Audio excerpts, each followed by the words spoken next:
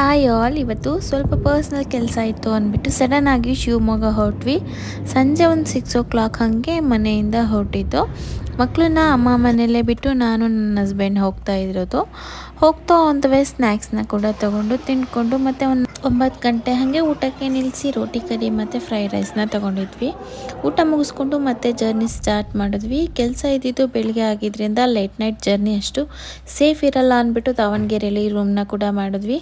Room ಹತ್ರ ಬಂದಿದ್ದು ಒಂದು 12 ಆಗಿತ್ತು. ಬೆಳಗ್ಗೆ ಬೇಗ ಎದ್ದು ಹೊರಡಬೇಕಿತ್ತು. ಸೊ ಮಲ್ಕೊಂಡು ಬೆಳಗ್ಗೆ ಬೇಗನೆ ಎದ್ದು ಇಬ್ಬರು ಫ್ರೆಶ್ ಅಪ್ ಆಗಿ ಹೊರಟ್ವಿ.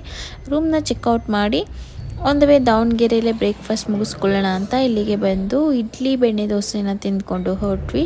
ಹೋಗಿದ್ದ ಕೆಲಸ ಮುಗಿಸ್ಕೊಳ್ಳೋ ಅಷ್ಟರಲ್ಲಿ ಮಧ್ಯಾಹ್ನ ಕೂಡ ಆಗಿತ್ತು. ಸೊ ಇಲ್ಲಿವರೆಗೂ ಬಂದು ಜೋಳದ ರೊಟ್ಟಿ ಊಟ ಮಾಡಿಲ್ಲ ಅಂದರೆ ಹೇಗೆ ಅಂದ್ಬಿಟ್ಟು ಊಟನೂ ಮುಗಿಸ್ಕೊಂಡು ಬ್ಯಾಂಗ್ಳೂರಿಗೆ ಹೊರಟ್ವಿ. ಮನೆ ರೀಚ್ ಆಗೋ ಅಷ್ಟರಲ್ಲಿ 9 ಗಂಟೆ ಆಗಿತ್ತು. ಇದಾಗಿತ್ತು ಇವತ್ತು